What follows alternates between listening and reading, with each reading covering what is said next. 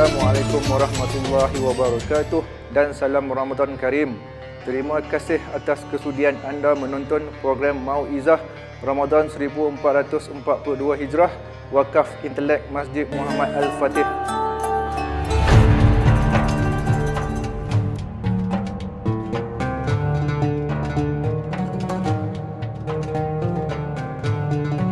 Assalamualaikum warahmatullahi wabarakatuh. Alhamdu wassana'u lillahi azza wa jal. Wassalatu wassalamu ala habibina wa syafi'ina wa dhukhrina wa maulana Muhammad wa ala alihi wa ashabihi wastanna bisunnatih ila yaumi liqa'i rabbih. Amma ba'd. Firman Allah Subhanahu wa taala, Bismillahirrahmanirrahim, wal 'asr innal insana lafi khusr illa alladhina amanu wa 'amilus salihat wa tawassaw bil haqq wa tawassaw bis sabr. Bermaksud, demi masa sesungguhnya manusia itu berada dalam kerugian kecuali orang-orang yang beriman dan beramal saleh. Dan mereka pula berpesan-pesan dengan kebenaran serta berpesan-pesan dengan sabar. Pada sesi Mau'izah bertajuk mengurus masa 10 Ramadan yang terakhir ini, marilah sama-sama kita merenungi bahawa Ramadan dan madrasahnya merupakan suatu yang membukakan kepada kita pintu kebaikan dan gandaan pahala yang hanya diketahui oleh Allah Subhanahu wa taala. Harus diingat, madrasah Ramadan punya sistem dan nilai yang syarat dengan kelebihan untuk mencerahkinkan manusia agar memperoleh ketakwaan di sisi Allah Subhanahu wa taala.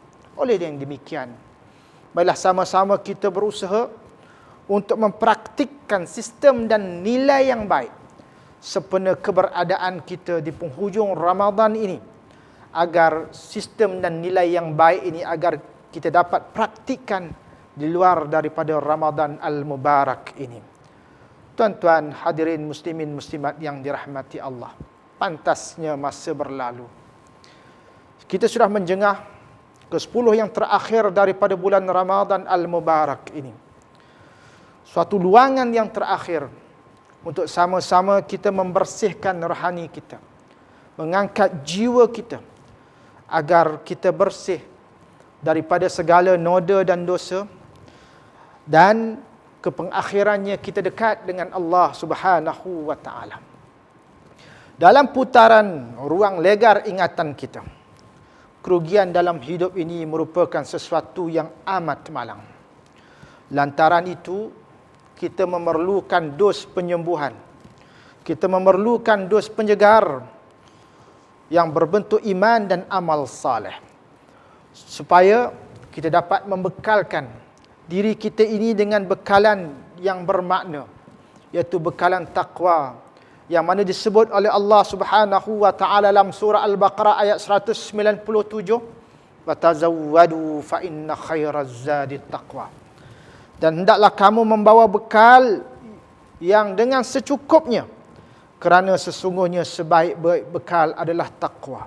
Justru tuan-tuan yang dirahmati oleh Allah Subhanahu wa taala, ketika menghadapi suasana yang terbatas ini, 10 yang terakhir daripada bulan Ramadan Al-Mubarak ini, kita punya dua pilihan.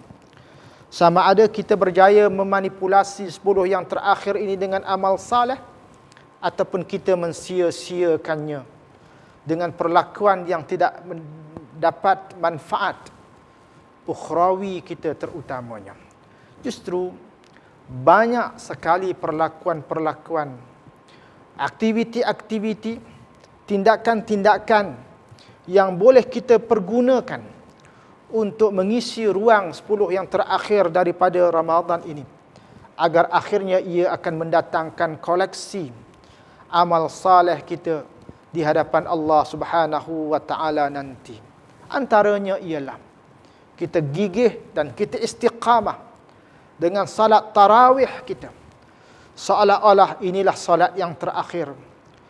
Inilah salat kita yang terakhir, kerana pada tahun hadapan kita tidak dijamin akan berada di ruang dan kesempatan ini lagi. Yang kedua, kita boleh memaksimalkan dengan cara bangun awal untuk membersihkan jiwa dengan perlakuan qiyam. Kerana kita seolah-olah merasai bahawa qiyam ini merupakan suatu tindakan dan amalan orang-orang yang saleh. Maka kita nak jadikan diri kita orang yang saleh, maka haruslah dan lazimlah kita dengan melakukan perlakuan orang-orang yang saleh.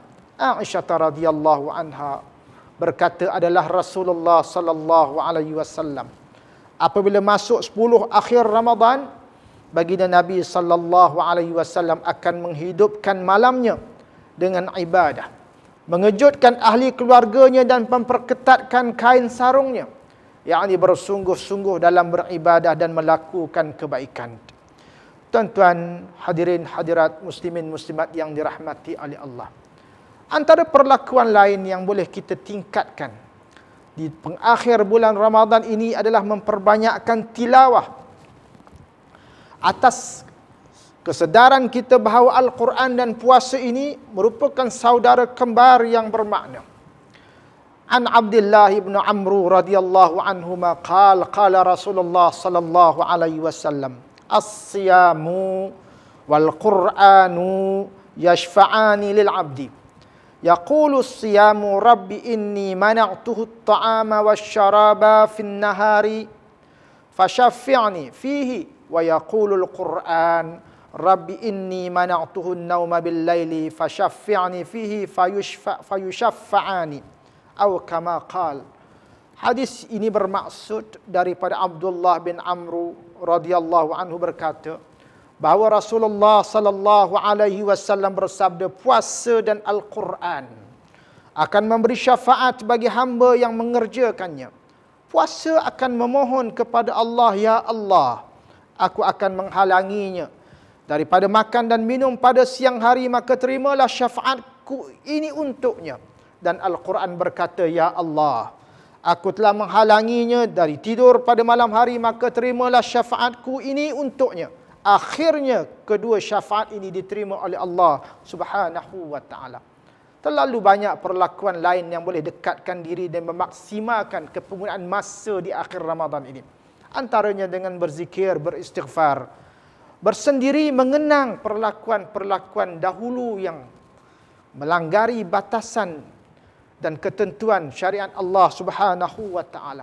Alangkah indahnya bersendiri kita dalam keadaan mengalir air mata kerana takutkan Allah Subhanahu wa ta'ala. Mudah-mudahan perkembalian kita ini diterima oleh Allah Subhanahu wa ta'ala. Adapun di siang hari, terlalu banyak perlakuan dan aktiviti yang boleh kita dahulukan, terutamanya perlakuan-perlakuan sunnah dengan memperbanyakkan i'tikaf di masjid, dan perlakuan-perlakuan lain yang ketika mana kita berada di masjid kita boleh melakukannya, termasuk membaca Al-Quran, zikir, berfikir, dan sentiasa mengolah diri untuk kemaslahatan akhirat kita.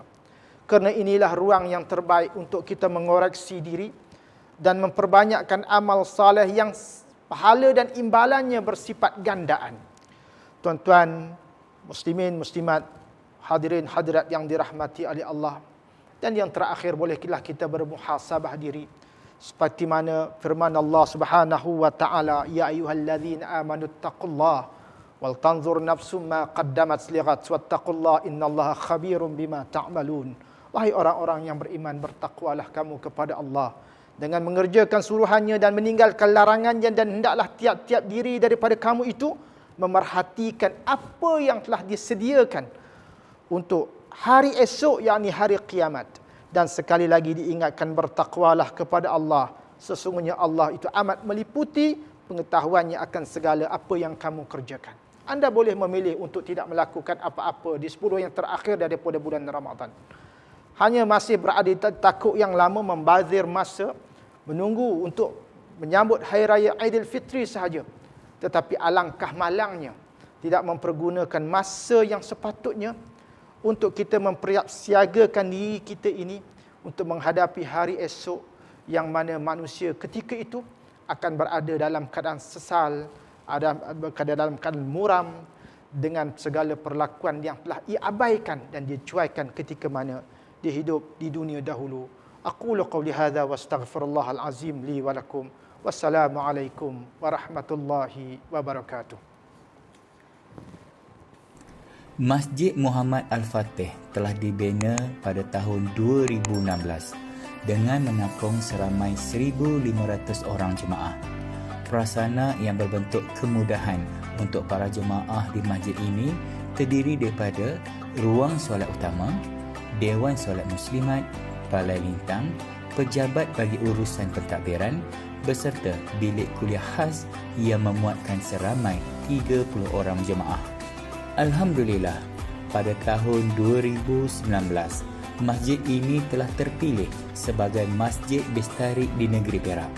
Satu penilaian permakahan oleh bahagian pengurusan Masjid Negeri Perak telah dibuat, yang mana masjid ini pada tahun 2019 menerima markah iaitu 65.33% yang membawa ranking sebanyak 2 bintang dan berada di tangga pertama dalam Ipoh dan tempat ke-27 daripada 53 buah masjid bestari di Negeri Perak. Manakala pada tahun 2020 pula, masjid ini menerima markah iaitu 83.82% yang membawa rating sebanyak 4 bintang dan berada di tempat kedua dalam Ipoh dan tempat ke-13 daripada 53 buah masjid bestari di Negeri Perak. Yang berbahagia, Datuk, Dating, Tuan-Puan, sempena Ramadan 1442 Hijrah ini dan selaras dengan moto masjid iaitu Masjid Imarah Karya Thayyibah, pihak kami mengalu-alukan semua muslimin dan muslimat untuk mengimarahkan Masjid Muhammad Al-Fatih ini dengan program Ihya Ramadan seperti majlis berbuka puasa, majlis tahlil, kupasan hadis, solat sunat tarawih dan juga tadarus Al-Quran. Manakala 10 malam Ramadan terakhir pula turut diadakan program Qiyamul Lail dan juga sahur turut disediakan. Selain daripada itu, ke arah merealisasikan Masjid Bestari dan keselesaan para jemaah dengan beberapa penambahbaikan telah dirancang seperti pemasangan awning di sisi kanan dan kiri masjid. Begitu juga pemasangan awning di ruangan parkir motosikal untuk keselesaan para jemaah. Pihak masjid juga turut menjalani projek pemerkasaan ekonomi masjid seperti kabin gunting rambut bagi untuk disewakan mana-mana golongan asnaf daripada ahli karya Masjid Muhammad Al-Fatih ini. Bukan sekadar itu, mulai September 2021, projek pembinaan blok pentadbiran Masjid Muhammad Al-Fatih akan dimulakan dengan menelan belanja sebanyak RM2.5 juta dan jangkaan siap projek ini selama 2 tahun. Bagi memenuhi hasrat ini, Jawatankuasa Karya bercadang ingin mendirikan sebuah blok bangunan pentadbiran Masjid Muhammad Al-Fatih yang terdiri daripada 2 tingkat merangkumi pejabat pentadbiran, bilik mesyuarat, perpustakaan, bilik tetamu, dewan seminar, bilik kaunseling serta ruang jamuan. Turut juga dirancang iaitu pembinaan landscape untuk laluan jalan kaki bagi mereka yang ingin menjalani aktiviti riadah di kawasan masjid ini. Didoakan usaha yang murni ini dipermudahkan oleh Allah dan sumbangan orang ramai sangat dialu-alukan. Justru kami sangat berbesar hati memohon semua muslimin dan muslimat sama-sama menjayakan projek ini dengan menghulurkan infak ke tabung Masjid Muhammad Al-Fatih. Ayuh semua muslimin dan muslimat, kita sama-sama menyemarakkan bulan Ramadan Karim ini dengan merebut peluang untuk mengutip pahala sebanyak mungkin sebagai bekalan kita di akhirat kelak.